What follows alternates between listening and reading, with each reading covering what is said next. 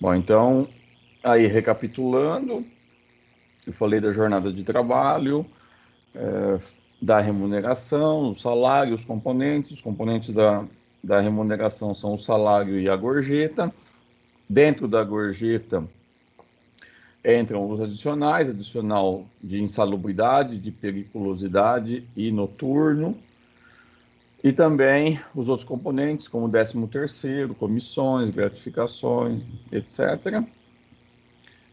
E aí eu falei da folha de pagamento, que entram todos esses componentes da remuneração, e os descontos, que basicamente são dois descontos, o imposto de renda e o INSS. E faltou eu falar das faltas, para terminar esse assunto. Então, vou falar rapidinho das faltas, e aí a gente vai fazer alguns exercícios. Então, dentro da relação de trabalho e emprego e de um contrato de trabalho, as faltas elas não são permitidas, digamos assim, né? Existem situações para as faltas. Então, quando o empregado precisa se ausentar do período de trabalho dele, ou seja, ele vai faltar, pode acontecer de duas formas. Pode acontecer através de uma justificativa, que são as faltas justificadas, ou de faltas que não têm justificativa, que são as injustificadas. As faltas injustificadas, o nome já fala, é aquela que não tem nenhuma justificativa. Então, o cara recebe o pagamento na sexta-feira, no sábado e no domingo ele toma toda a cerveja do mundo, na segunda-feira ele não trabalha. Ele não vai trabalhar porque ele está passando muito mal e ele não tem condições de ir trabalhar. Então ele falta na segunda-feira. Então é uma falta injustificada.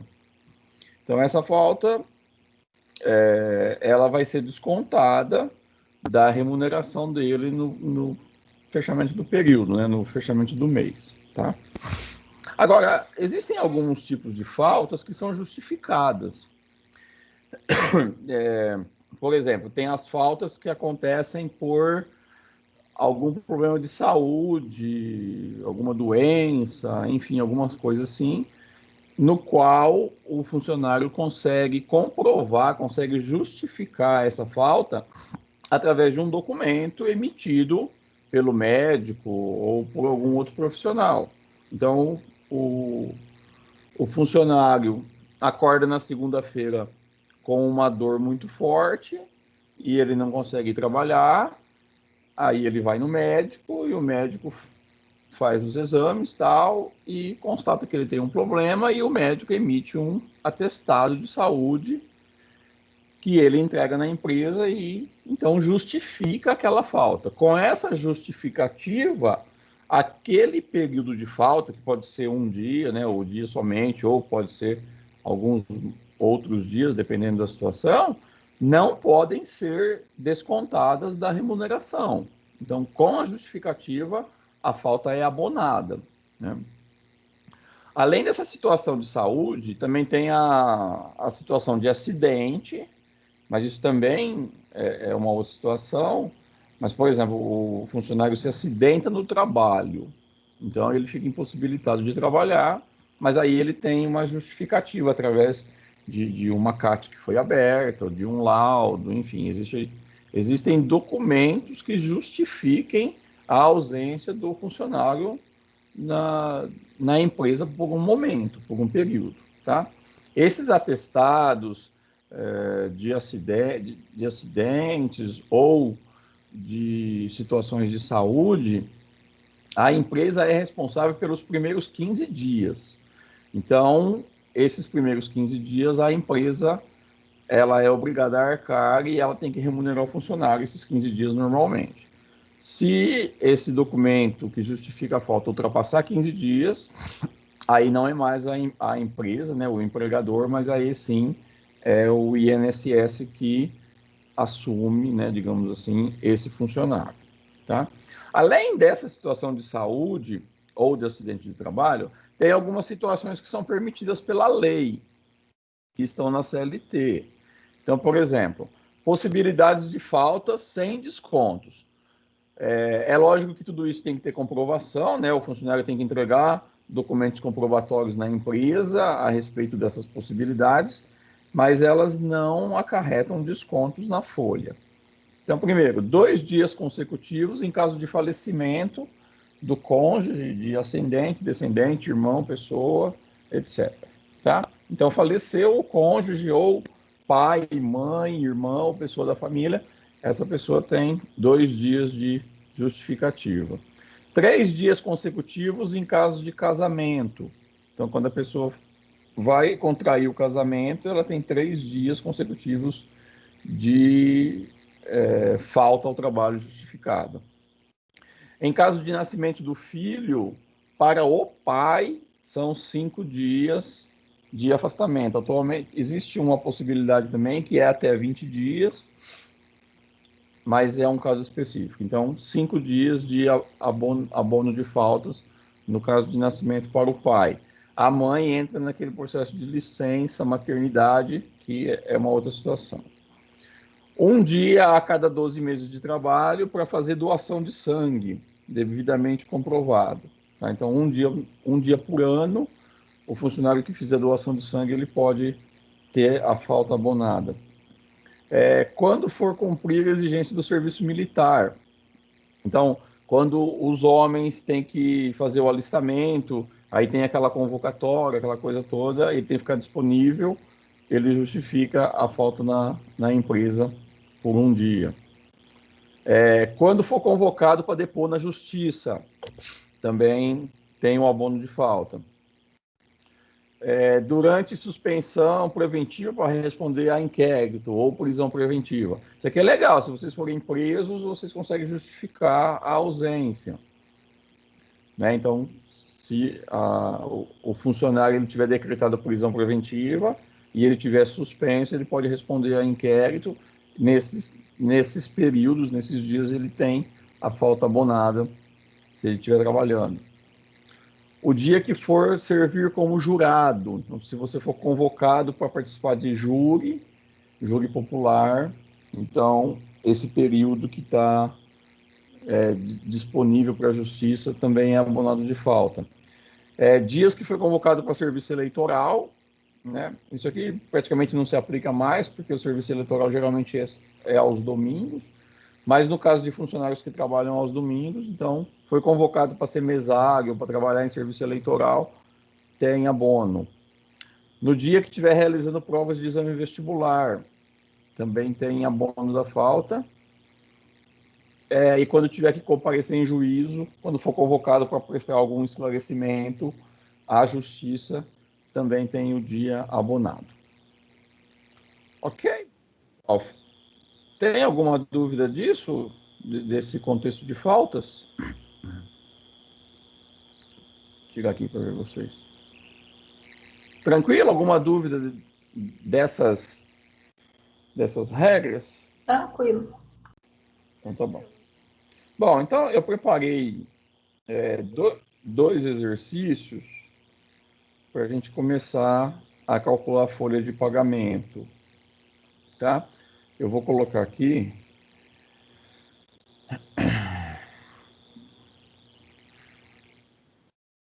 Então, ó, lembrando, o que a gente vai precisar agora, durante todo o nosso trabalho nesse assunto, vocês precisam dessa tabela, que é a tabela de desconto do INSS, tá? Tem ela aqui. Se vocês quiserem procurar na internet, aí tem disponível, mas pode usar esta daqui, se quiser imprimir, ou enfim, quiser usar o slide mesmo. A gente vai usar em todos os exercícios dessa tabela. Então, essa é do INSS, tá? Aqui ela tem os valores da contribuição dos funcionários, a alíquota em cada faixa e uma parcela a deduzir. Essa tabela mudou, o sistema mudou, não era assim. Começou a valer nesse ano, a partir de janeiro desse ano. Então, essa tabela a gente vai usar. E também a tabela do imposto de renda retido na fonte. Mesma coisa, tem as faixas salariais, as alíquotas e as parcelas de dedução e um valor que é deduzido por dependente. Né? Dependentes são filhos, cônjuges ou qualquer outra pessoa que dependa da pessoa que está recebendo os rendimentos, tem esse valor de dedução no cálculo. A gente vai estar fazendo esses cálculos para vocês entenderem. Tá? Dois detalhes que acontecem aqui. Ó. Vocês estão percebendo que as faixas salariais elas vão aumentando, né? Começa em 1.100, que é o salário mínimo, vai indo, e chega no máximo que é 6.433,57. Então, todo valor que ultrapassar 6.433 vai ser considerado o valor de 6.433, tá? Esse valor a gente chama de teto. Então, por exemplo, o funcionário ganha aqui dentro, ó, ele ganha 5 mil reais, por exemplo. Então, ele está nessa faixa aqui e vai incidir o desconto de 14%. Se ele ganhar 6.433, incide o valor de 14%.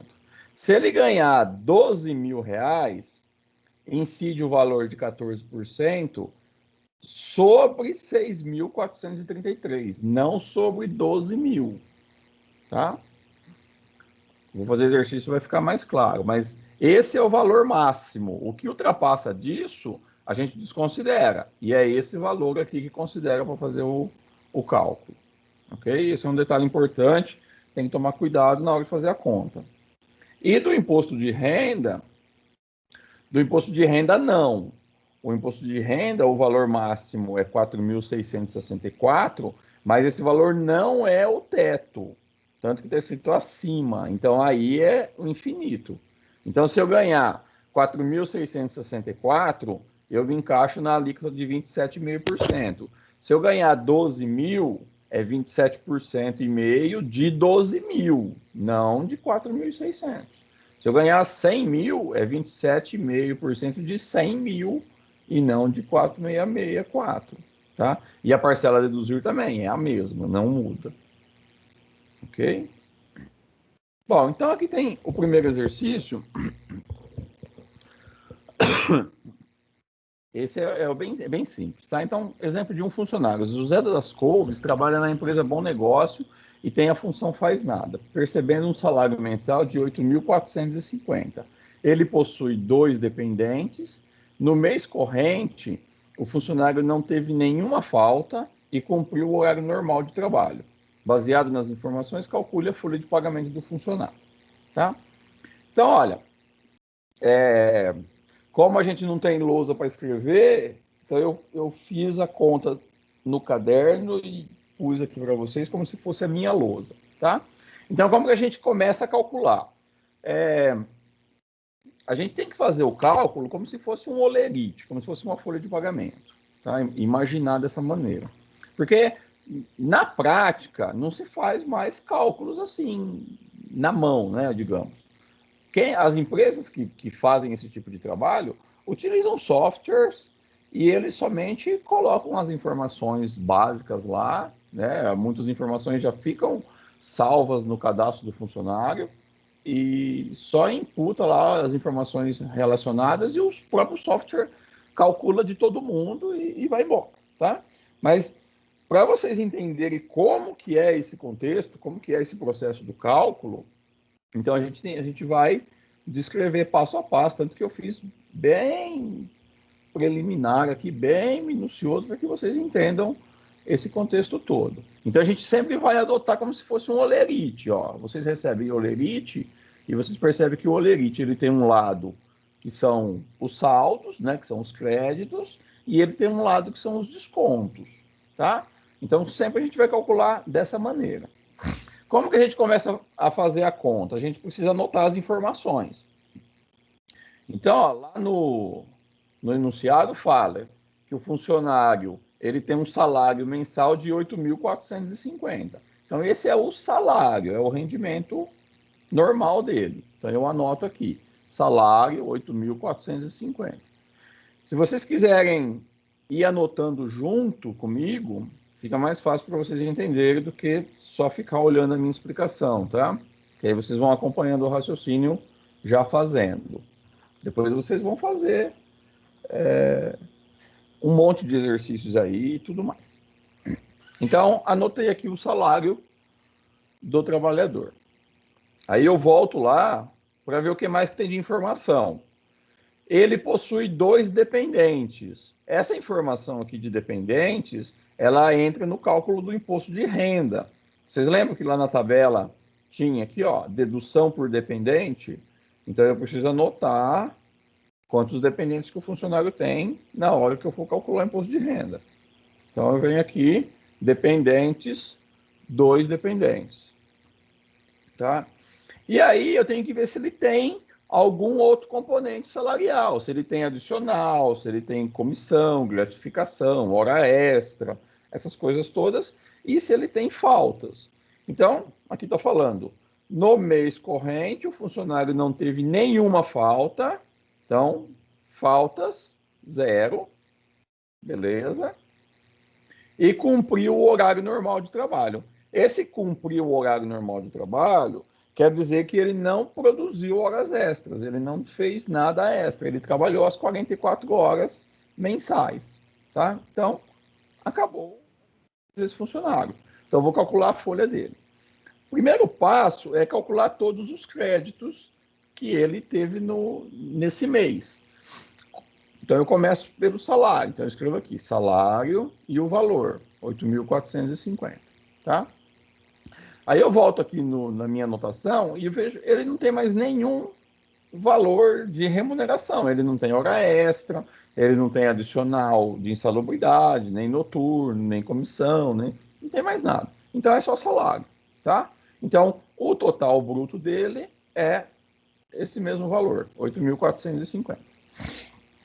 Bom, terminei a parte de recebimentos do funcionário. Agora eu tenho que fazer a parte de descontos. Os descontos são 3: faltas, INSS e imposto de renda. Como as faltas são 0, então eu já não preciso nem me preocupar com elas. Então já vou direto para o INSS. Como que eu calculo o INSS? Bom, aí começa a parte gostosa da conta. Como que eu calculei o INSS? Eu tenho que ir na tabela, tá? Então, eu venho aqui na tabela do INSS. Qual que é o valor bruto dele? 8.450. É sempre esse valor aqui que eu tenho que usar para o INSS, tá? Não é salário apenas, é o valor da remuneração. Então, se eu tivesse mais alguns componentes aqui, e esse valor fosse 11.500, então seria esse valor total bruto. Ok. Então, 8.450, ele se encaixa na última linha da tabela, tá? Então, é 14%. Então, eu venho aqui, 8.450 vezes 14%, que é a alíquota da tabela. Então, fazendo essa conta, dá o valor de 1.183. Correto? Não! Por quê? Porque eu tenho que considerar o teto, tá? Eu tenho que achar o É que é teto. 4.000, né? 6.000, né? Peraí, eu não ouvi. Fala de novo, por favor. Não tem como calcular os 8.000, porque a gente tem que calcular 6.000 e pouco, né? Que é o teto lá do... Isso, exatamente, exatamente.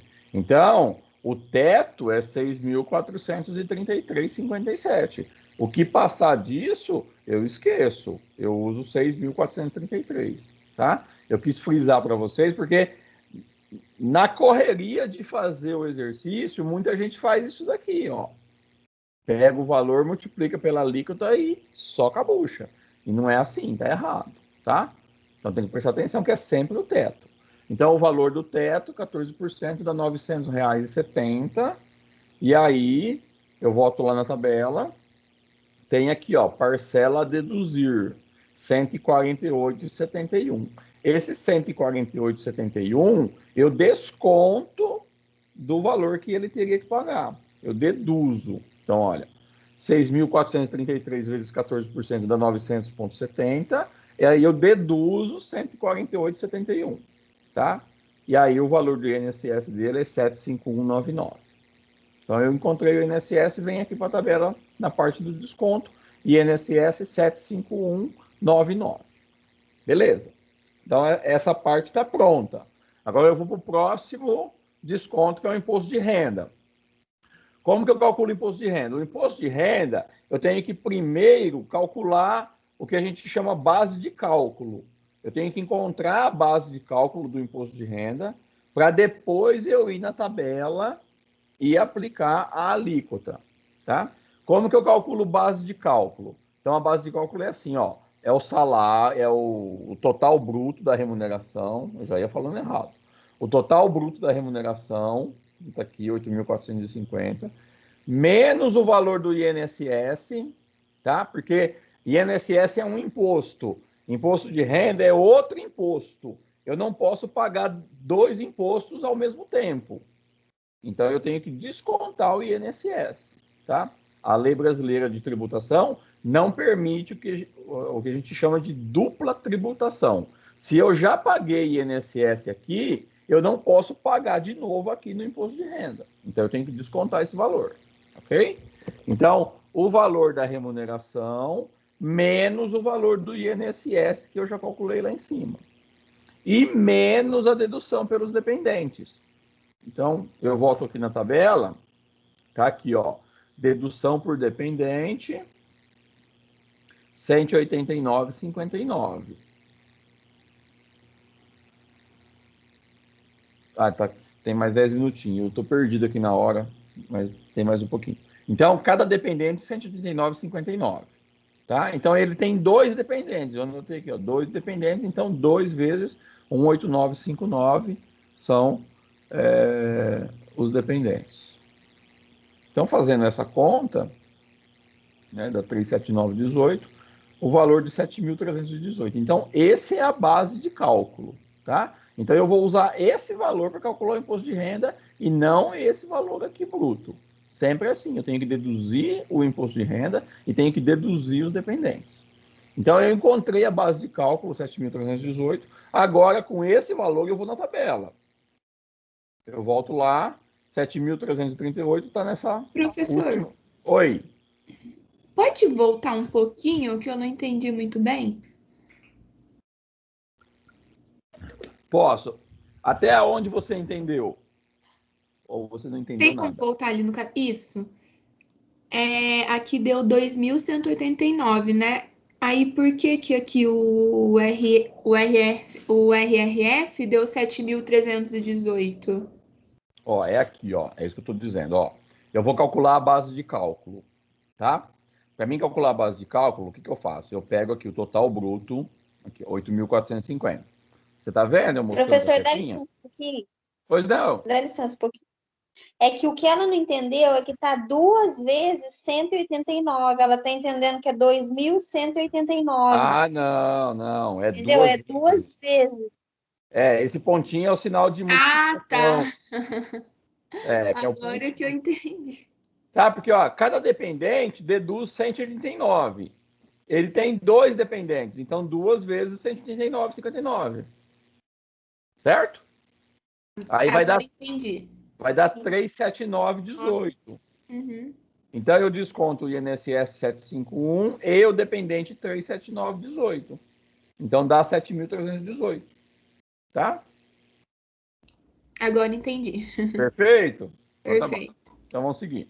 Então eu achei a base de cálculo 7.318. Eu olho na tabela, 7.318 é a última alíquota, então é 27,5%. Então, 7.318 vezes 27,5%, menos o valor da dedução, 869,36, está lá na tabela. Tá? Isso aqui está na tabela, ó, 27,5, 869. Então, eu faço essa conta aqui, vai dar 2.012,68, né? 7.300 vezes 27,5%. Menos 869, que é a dedução, dá o valor de 1.143,32. Então, esse é o valor do imposto de renda retido na fonte. Então, vem para cá, 1.143,32. Então, aí eu somo tudo, total dos descontos, 1.895,31, né? Somo os dois aqui. E aí o valor líquido eu desconto o total bruto dos descontos. O valor líquido, 6.554,69, é o valor que o funcionário recebe no mês. Certo? E dá-lhe desconto, hein, professor? E dá-lhe desconto. Quanto mais ganha, mais desconta. Adianta muito, né? Pois é, pois é. Exatamente. Vocês perceberam que as tabelas são sempre porcentagens, né? E é exatamente para isso, né? Quanto maior o ganho, maior a porcentagem, maior o valor do desconto. Então, e do INSS também, né? Maior os rendimentos, maior as alíquotas. Quem ganha mais acaba pagando mais, né? Então, aí, ele recebe um salário de 8.400 bruto e paga quase R$ 2.000 de imposto. Só desses impostos diretos, né? Sobre o salário. Então, é complicado esse Brasil. Ok, gente? Tranquilo de fazer isso aqui? Professor, depois esse print do caderno vai estar no Moodle? Sim, eu vou colocar lá. Ah, então tá bom. Tá? Na verdade, tinha outro exercício, mas não vai dar tempo, né? Professor, o senhor vai colocar o material lá também? Eu vou colocar esse slide aqui, tá? O outro eu acho que eu já pus, se eu não pus eu vou pôr também. Tá? E aí eu tenho uma lista de exercícios aqui, mas eu vou mandar para vocês depois, tá? Eu vou resolver mais alguns, aí a gente tem aula amanhã, então acho que amanhã talvez eu resolva mais uns dois aqui para vocês entenderem outras situações, né? Funcionário com falta, funcionário, esse segundo aqui, ó, já tem hora extra durante a semana, tem hora extra aos domingos, aqui não tem falta, aí já tem Aí essa hora extra a gente calcula, professor, a gente calcula o valor do salário dividido por 220 para a gente saber o valor da hora? Isso. Aí, quando eu faço essa divisão, eu encontro o valor da hora normal, da hora convencional. E aí, aí a gente tem que colocar mais 50% em cima. Isso. Se for uma hora de 50%. Se for uma hora de 100%, aí o adicional de 100%. Tá? Eu acho que eu não expliquei isso, mas eu falo no exercício. Mas só antecipando, existem dois tamanhos de horas extras. Na média, né? Existem outras situações que cada empresa pode adotar, mas via de regra é hora extra a 50% e a 100%. Tem empresas que adotam 30 e 80, 25 e 75, tá? Existe uma miscelânea aí. Mas o mais comum é ser 50 e 100, ok? A hora de 50% são as horas trabalhadas na rotina, durante a semana, digamos assim, tá? Então, o funcionário trabalha... Vamos imaginar que o funcionário trabalha de segunda a sábado e folga no domingo. Se ele faz hora extra de segunda a sexta, essa hora extra é acrescida de 50%, tá? Se por acaso ele trabalha no domingo, o domingo é a folga, mas aí tem um problema, o empregador convoca ele para trabalhar naquele domingo. Então, esse domingo, como é o descanso, a hora, então, essa hora adicional, essa hora extra, ela é remunerada a 100%. É o que a gente fala a hora dobrada, paga dobrado, trabalha dobrado, né? Vocês devem ter ouvido esses termos já, tá? E também em feriados. Então, por exemplo, tem um feriado na quarta-feira e eu não vou trabalhar, é meu descanso. Mas aí eu sou convocado a trabalhar, nesse dia de feriado a hora extra é a 100%, tá? É a hora dobrada, ok? Agora, em situações normais, eu estou trabalhando segunda-feira, das 8 às 17. Aí eu trabalho até às 20, até às 19, essas 2 horas são 50% de adicional, tá? Sempre assim. Certo, gente? Certinho. Ok. Então tá bom. Sim, a aula está gravada, eu já vou subir para o YouTube, já ponho lá no Moodle para vocês. Eu não sei se vocês estão acompanhando o Moodle. Ah, até eu ia falar, não vai dar tempo. Amanhã eu falo. Eu estou jogando um monte de coisa lá no Moodle, tá? Então eu ponho a aula, eu ponho o slide e a aula gravada eu ponho no YouTube e ponho o link lá no Moodle de todas as aulas para vocês poderem acessar e rever e quem perdeu assistir, tudo mais, ok? Eu coloquei lá sobre os grupos, tá? Para vocês formarem os grupos e tem o link lá para vocês colocarem, tem uma planilha para vocês preencherem quem são os grupos e postarem lá para mim saber depois. Mas amanhã eu comento com mais calma que já é 7h10. Tá bom? Ok, brigadão, professor. Obrigado, gente. professor. Boa noite. Até amanhã. Até mais, tchau. Tchau, tchau. Boa noite. Até amanhã. Tchau, boa noite, professor. Tchau, boa noite.